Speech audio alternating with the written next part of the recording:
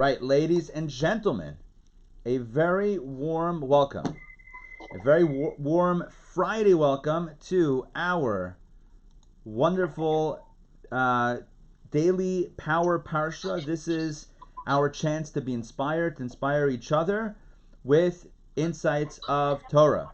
So, hey Amy, hey Eli, how's it going? All right, who else joined us that I did not say hi to? No, I think I said hi to everybody. Okay, so this is our opportunity to study the daily Torah section and to derive insights from it. So those of you that are just joining us, we have the DIY Seder coming up Sunday night, your hands-on workshop to learn everything and everything important and essential about running your own Seder, including anecdotes and jokes, Rabbi Ari approved jokes. This is going to be a rare occasion where you will be given the jokes to share. I mean, you're always given the jokes. Always take the jokes. But this time, it's really yours. So what I'm going to do now is I am going to do a new share and share the Torah reading. Here we go. All right, today is Friday. And because today is Friday, we are going to explore the sixth reading of our Torah portion, which is Tzav. And because tomorrow is Shabbat, and we're not live Zooming on Shabbat, I'm also going to share insights into tomorrow's reading, which is reading number 7. So, as you've been following along this whole week really, so you know that we're talking about getting the tabernacle up and running. They built it, right? We have a building, we have the furniture in the building, we have the people to run the show, but they need to be trained, and everything needs to be inaugurated. Everything needs to be set up for use. So that's what's happening in this Torah portion. And who is the one to facilitate the training? Who comes in as the expert to do the priestly training and inauguration? None other than Moses, our hero. What doesn't he do? Moses does everything. He speaks to Pharaoh. He brings plagues. He splits the sea. He helps get the Torah at Sinai, the tablets, and he inaugurates and initiates the priestly service. So, as we start this reading, Leviticus chapter 8, verse 22, we talk about Moses, and he brought near the second ram, that opening verse that you see at the top. Who's the he that brought the second ram? It's Moses. Moses is bringing the offerings here. But here's what I want to start off right away with. Look at verse 23. I'm going to read it. And he, Moses, slaughtered it. And Moses took some of its blood and placed it on the cartilage of Aaron's right ear, on the thumb of his right hand, and on the big toe of his right foot. Let me explain to you what is going on here for a moment. Okay? Take a look at this. Take a look at this. The Torah tells us that the animal is sacrificed, and some of the blood is taken and put on Aaron. Aaron was the high priest, the brother of Moses. On his right ear, by the way, I don't know if it looks left or right to you, but it's my right ear, yeah? Right ear, the right thumb, and the right big toe. Some of the blood goes on the ear, the thumb, and the toe on the right side. Very strange, right?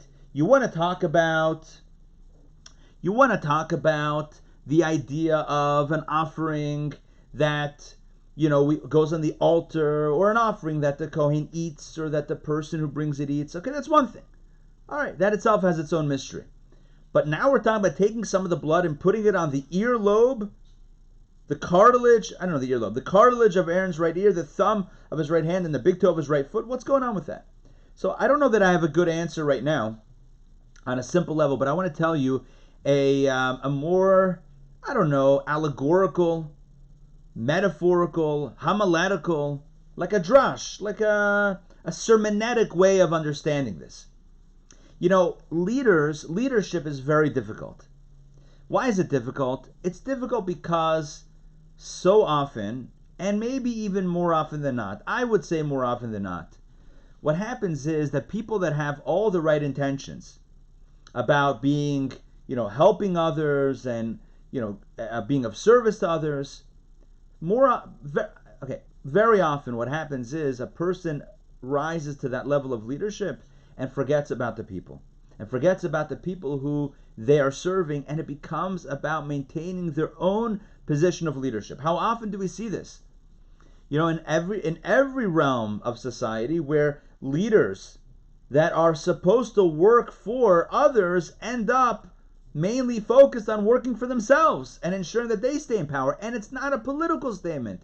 It's not right or left. The challenges of power are apolitical or transpolitical. It doesn't matter which affiliation, it doesn't matter which religion, it doesn't matter which segment of life. Throughout life, a reality and a truth is that someone in power, it may very often goes to the head, and the next thing you know, it becomes all about maintaining the power, and the focus is less on what needs to be done, and the focus is a lot on how to stay in that position of power. And so Moses here, the Torah tells us, takes some of the blood of the sacrifice and puts it on the ear of Aaron, of his brother Aaron, reminding him as a leader, as the high priest, right? He's the rising high priest. Moses reminds his brother, as a leader, you should never stop listening to the needs of the people. And then he puts some of the blood on the thumb of his right hand, of Aaron's right hand, to remind him that as a leader, your hand should always be open and giving to the people. That's why you're a leader. You're not a leader for yourself.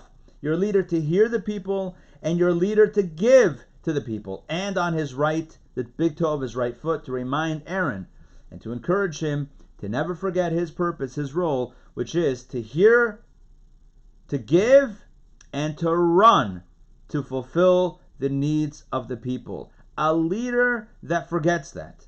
A leader that believes that the people are there to serve him or her, or that it's all about their power and their position, and that's the whole focus, that is completely the wrong direction. That is completely the opposite of what leadership is about. Leadership in Judaism is always about service. It's always about service. Whether it's a spiritual leader or whether it's a national leader. When I say national leader, I mean like the king. In the book of Deuteronomy, the Torah tells us the laws of kings, Jewish kings. And the Torah tells us that a king should not have a lot of money, should not have a lot of horses, should not have many wives. Why? Because it shouldn't get to the king's head. Oh, I'm the king, I can have whatever I want in whatever amount that I want. That's how other kings were. That's how the world was, and maybe still is on some level.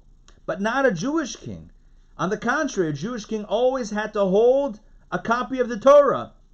When I say a copy, I mean a scroll, a Torah scroll. Always had to be nearby. Why? As the Torah itself says, to remind the king that the king is subordinate to God and God's Torah, and is meant to uplift and to be there for the people. The people are not there for the king. The people are not there to worship the king. It's not. Leadership is about the ear, the hand, and the foot. Are we listening to the needs that are out there? Are we ready to give, and are we ready to run? If the answer is yes, then we are true leaders. All right, that is the first insight that I want to share with you. Let's go. And by the way, unmute. I just muted it because there's a little bit of background noise. So feel free to unmute yourself at any time, ask a question, jump right in. Again, it's meant to be a conversation and a dialogue. Now, I want to show... Question. Yeah. All right, quick question. Sure. Why doesn't Rashi say anything about that? My Rashi doesn't show one word from him. Look, the whole sacrificial service is a mystery. So why a ram? Why a ram and not a bull? The whole thing is a mystery. So again, we have in other places other details of the sacrifices explained. Why doesn't he explain the ear, the thumb, and the foot?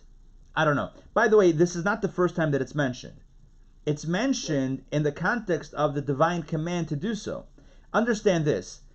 This is where it actually played out. This is telling us what happened. He slaughtered it, Moses took the blood, and actually did it.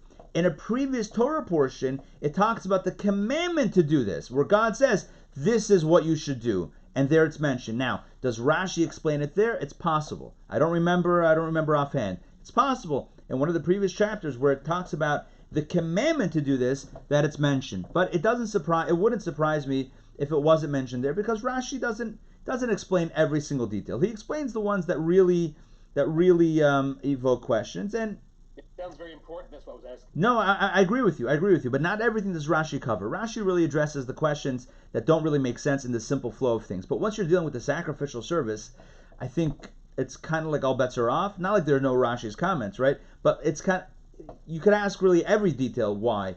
And again, anyway, it's a good question. Could be that Rashi addresses it prior, but if not, there are other commentaries as well. Now, I do want to actually show you a comment of Rashi, and I love this. This is kind of cool. So online on Chabad.org, on their Torah reading they have a section for the weekly Torah portion, and you have all the readings right here on top, including the Haftorah, and then right on the bottom, or right above the Hebrew text, I don't know why it's on the Hebrew side, it says show Rashi's commentary. So if you click that, which I just did, so now underneath the verses, you have in beige, is it beige or taupe? How do you pronounce it? T-A-U-P-E. Taupe? Taupe? Taupe? Trope? No, I'm kidding. Right, so whatever color that is, you have Rashi's commentary. Now look at verse 28. I love this. Look at verse 28. It says, and Moses took them, the various offerings, from their hands, the hands of the priests, and made them go up and smoke on the altar, along with the burnt offering. They were investiture offerings, investiture offerings. Miluim heim, they were like inauguration. I'm going to translate as inauguration offerings, as a pleasing fragrance, a fire offering to the Lord. Okay, look at Rashi. Small print, fine print, but look at Rashi. It says, and Moses caused them to go up and smoke on the altar. Here we go. I'm going to highlight it right there in blue. Maybe it's easier without the blue. Moses performed the service throughout all the 7 days of investitures. Inauguration. I'm changing that to inauguration. Moses did the service all 7 days. He didn't just do this one day. The same repertoire happened every single day. There was a series of offerings, and all 7 days he did that service. But wait. Look at the last line. Dressed in a white robe. Moses did the service all 7 days, dressed in what? A white robe. Where does this come from? As you see in the brackets, AZ34A, I'll decode that for you. Talmud Tractate Avoda Zara, AZ Avoda Zara, page 34A. The Talmud says, and it derives from other places, other sources obviously, that Moses did the service all 7 days, dressed in a white robe. The Rebbe says that this is profoundly significant. Why? Because the Kohanim, the priests, remember Moses wasn't a priest. He was inaugurating the priest. He was a Levite. The priests wore different garments. The regular priests wore 4 garments, and the high priest wore 8 garments. And Moses wore just a simple white robe. Why? The Rebbe explains that at the end of the day, Moses wasn't a Kohen. Moses was a Levite.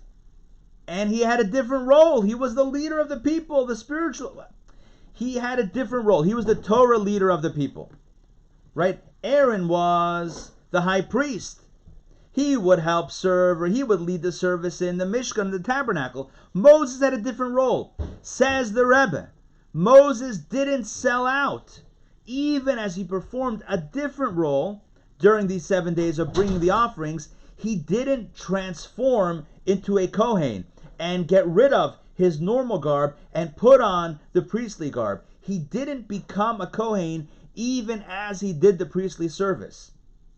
In other words, he maintained his identity and he wore his white robe even as he was working and bringing the and usually what we're talented at and skilled at and passionate about is usually aligned with what God wants us to do in this world.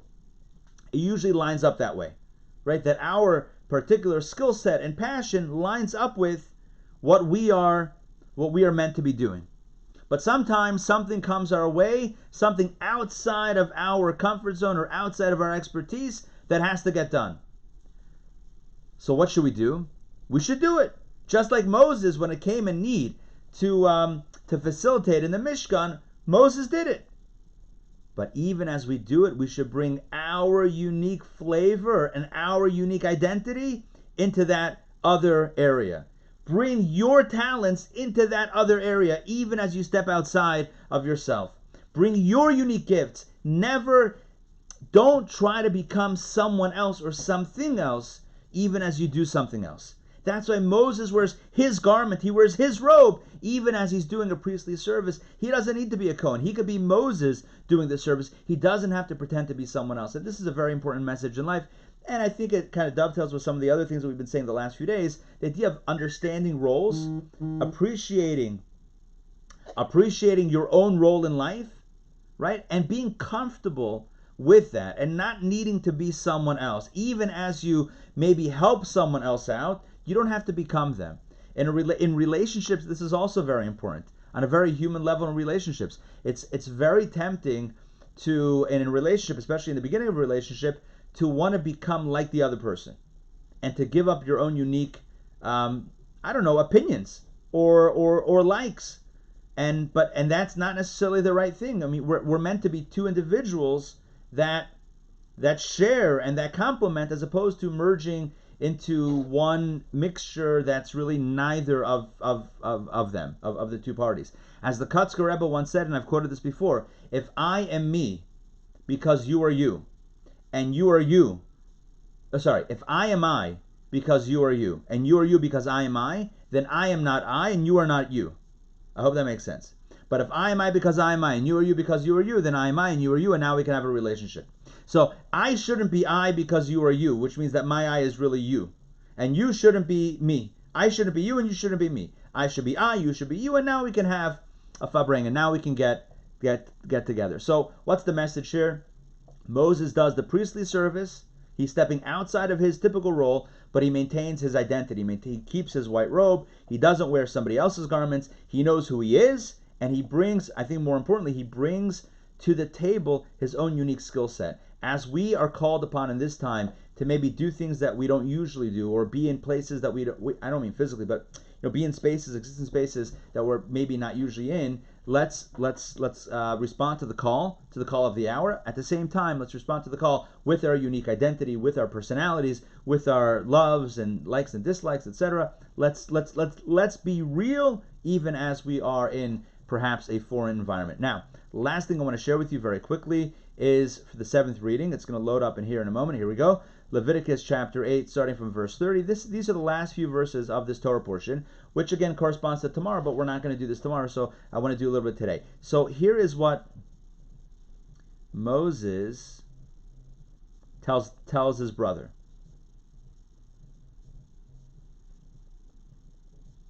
Here's what Moses tells his brother. Verse 33. And you shall not leave the entrance of the tent of meeting for 7 days, until the day of the completion of your investiture, of your inauguration days. He will inaugurate you for 7 days. Maybe this is God speaking. I'm not sure who's speaking. Okay, either way, the commandment is given. Yeah. Moses speaking. Yeah, I don't see an end, but I don't see an end to the quotation. 31, it says, Moses said to Aaron and to his sons. No, I know, but I'm saying I don't know where that quote ends, because there's no end. The quotation marks don't end in the English. Whatever. Either way, doesn't matter. The point is like this. There was the Aaron and his sons, the Kohanim, were obligated during these 7 days of inauguration of training.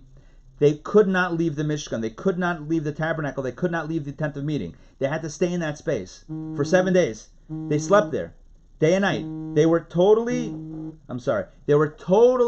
present, completely immersed in that environment for all 7 days. This evokes what was done on an annual basis in the temple with the high priest before Yom Kippur, before the Day of Atonement. So the Talmud discusses this at length, that for 7 days the high priest would practice and train for the Yom Kippur service, because while every other day of the year there was a shift of Kohanim, of priests, that would handle the daily services, on Yom Kippur, on the holy day of Yom Kippur, only the high priest himself did all of the offerings. The entire service in the temple, from A to Z, was done by one human being, by the high priest. There were assistants that helped him, but he did everything A to Z, and it was a very complicated service. This, that, the other, starting from here, going there. So he trained 7 days, and for those 7 days, the high priest did not leave the temple. And so here we have a similar example of Aaron and his sons in the 7 days of inauguration of the Mishkan, of the tabernacle. They likewise did not leave the tent of meeting for 7 days. So what's the deeper meaning? In the case of Aaron and his sons, and in the case of the high priest in later years, why didn't they leave for 7 days? So a few points that I want to mention. Number one, 7 is a complete cycle of days. 7 is, right, Sunday through Shabbat. It's the complete cycle of days. So it means total immersion in the realm of time. What's happening is you're connecting spirituality and completely immersing it in one of the basic constructs of the universe, which is time. So time itself, which is usually limitation, becomes saturated with this holy experience, which means that that Sunday, Monday, Tuesday, Wednesday, Thursday, Friday, Shabbat, every day is filled with this inauguration, with this training, with this experience, with the ambiance of either the Mishkan or the temple. So that's one point. The second point is the 7 days correspond to 7 emotions.